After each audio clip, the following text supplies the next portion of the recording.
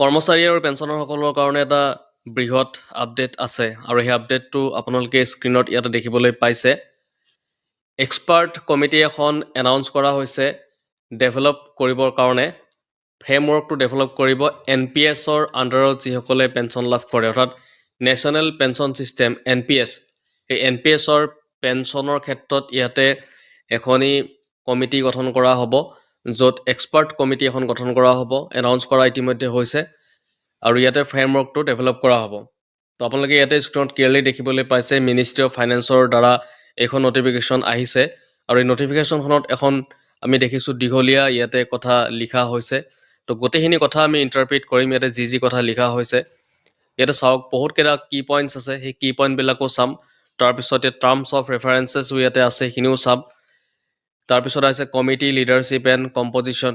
তো বহুতখিনি কথা আছে, আমি গোটেইখিনি কথা চাম। যদি প্ৰথমবাৰৰ বাবে যদি এই চেনেল ভিজিট কৰিছে, চেনেলটো ছাবস্ক্ৰাইব কৰি ৰাখিব। এনেকুৱা ধৰণৰ খবৰবিলাক আমি ৰেগুলাৰ দিবলৈ চেষ্টা কৰা হয়। আহক আমি এতিয়া এই গোটেইখিনি কথা আমি চাম। এই নটিফিকেশ্যনখন আমি গোটেইখিনি কথা অসমীয়াত চাম, ইয়াৰে যিখিনি দিছে। তাৰ আগতে আমি ইয়াৰ মেইন কি পইণ্টখিনি চাম। আচলতে এই নটিফিকেশ্যনখনত বা এই প্ৰেছ বিজ্ঞপ্তিখনত কি কথা আচলতে কোৱা হৈছে। তো ইয়াৰে মূল পইণ্টবিলাক যদি আমি চাওঁ, তেতিয়াহ'লে প্ৰথম কথাটো হ'ল PFRDA এক কি কৰিছে যে উচ্চস্তৰীয় বিশেষজ্ঞ সমিতি এখন গঠন কৰি দিছে। আৰু ইয়াৰে মেইন কথাটো হৈছে যে NPS-ৰ অধীনত নিশ্চিত পেঞ্চন পে আউট ব্যৱস্থা প্ৰস্তুত কৰিব আৰু অৱসৰৰ পাছত যাতে পেঞ্চনাৰসকলে নিৰাপদ আৰু নিশ্চিত আয় তেওঁলোকে পায়।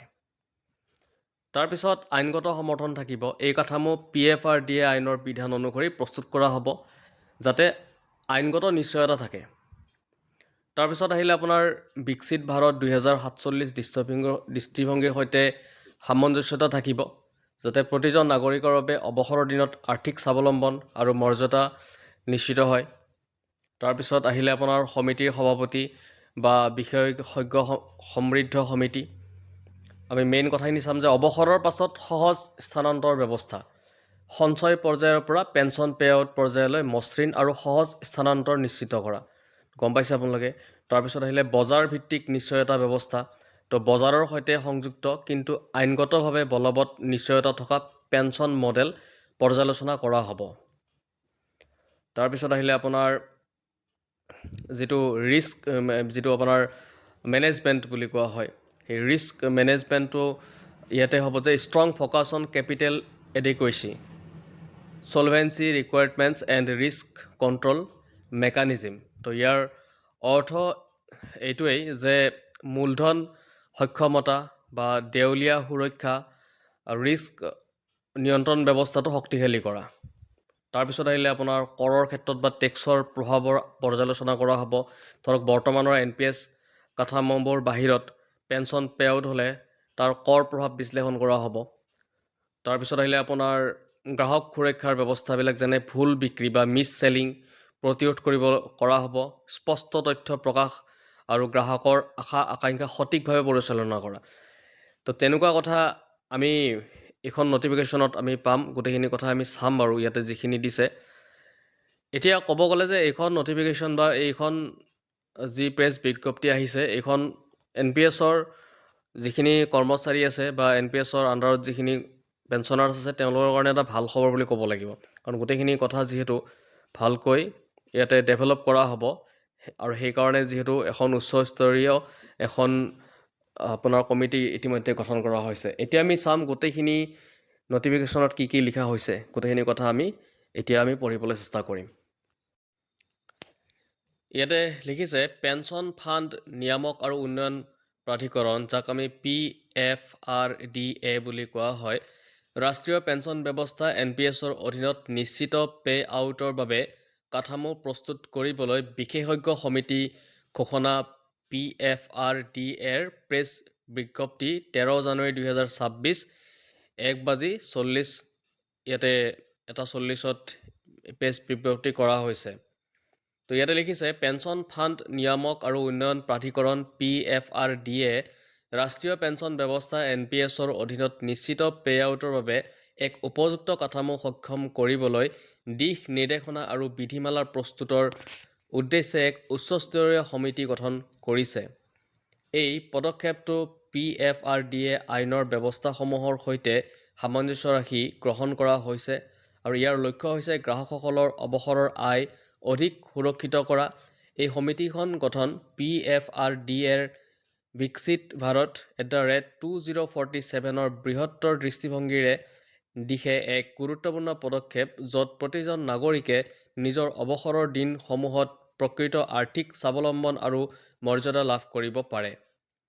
সমিতিৰ নেতৃত্ব আৰু গঠন এই সমিতিখনৰ সভাপতি হিচাপে নিযুক্ত কৰা হৈছে ডক্টৰ MS চাহু। ডক্টৰ চাহুৰ ৰেগুলেটৰী চেম্বাৰ্ছৰ প্ৰতিষ্ঠাপক আৰু ভাৰতীয় IBBIৰ পূৰ্বতন অধ্যক্ষ। 15 সদস্যৰ এই সমিতিখনত আইন, এক্সুৱেৰিয়েল, বিত্ত, বীমা, মূলধন বজাৰ আৰু শিক্ষাক্ষেত্ৰ আদি বিভিন্ন শাখাৰ বিশেষজ্ঞসকল অন্তৰ্ভুক্ত আছে। তদুপৰি বিস্তৃত আলোচনা নিশ্চিত কৰিবলৈ সমিতিখনক বিশেষ আমন্ত্ৰিত হিচাপে বাহ্যিক বিশেষজ্ঞ বা মধ্যস্থতাকাৰীসকলক মতামত আৰু পৰামৰ্শৰ বাবে আমন্ত্ৰণ জনাবলৈ অধিকাৰ দিয়া হৈছে। মূল উদ্দেশ্য আৰু কৰ্মক্ষেত্ৰ টাৰ্মছ অফ ৰেফাৰেন্সেছ ইয়াতে কি দিছে ৰেফাৰেন্স। এই সমিতিখন গঠিত হৈছে গঠন পেঞ্চন পেআউট সম্পৰ্কীয় এক স্থায়ী পৰামৰ্শদাতা সমিতি হিচাপে। ইয়াৰ প্ৰধান দায়িত্বসমূহৰ ভিতৰত অন্তৰ্ভুক্ত হৈছে কাঠামো উন্নয়ন, নিশ্চিত পেআউটৰ বাবে বিধিমালা প্ৰস্তুত কৰা, য'ত 30 ছেপ্টেম্বৰ 2025 তাৰিখে জাৰি কৰা PFRDA পৰামৰ্শ পত্ৰত উল্লেখিত পেঞ্চন আঁচনিসমূহো বিবেচনা কৰা হ'ব। নিৰ্বিঘ্ন স্থানান্তৰ, সঞ্চিত পৰ্যায়ৰ পৰা ডিকিমুলেশ্যন পেআউট পৰ্যায়লৈ গ্ৰাহকসকলৰ বাবে মসৃণ আৰু সম্পূৰ্ণ স্থানান্তৰ নিশ্চিত কৰা। বজাৰ ভিত্তিক নিশ্চয়তা, আইনগতভাৱে বলবৎ আৰু বজাৰ ভিত্তিক নিশ্চয়তা নিশ্চিত কৰাৰ বাবে নতুন আৰু উদ্ভাৱনী ধাৰণাসমূহৰ ওপৰত আলোচনা কৰা। কাৰ্যকৰী নক্সা, লক ইন সময়সীমা, উত্তোলনৰ সীমা, মূল্য নিৰ্ধাৰণ ব্যৱস্থা আৰু সেৱা প্ৰদানকাৰীৰ মাচুল গাঁথনি আদি সংজ্ঞায়িত কৰা।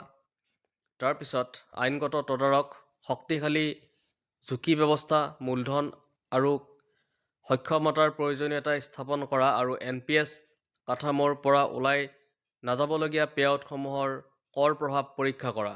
গ্ৰাহক সুৰক্ষা, ভুল বিক্ৰী মিছ চেলিং প্ৰতিৰোধ আৰু নিশ্চয়তা তথা বজাৰ ভিত্তিক গেৰাণ্টিৰ স্বভাৱ সম্পৰ্কে গ্ৰাহকসকলৰ প্ৰত্যাশা ব্যৱস্থাপনা কৰিবলৈ মানক প্ৰকাশ ডিছক্ল'জাৰ কাঠামো উন্নয়ন কৰা।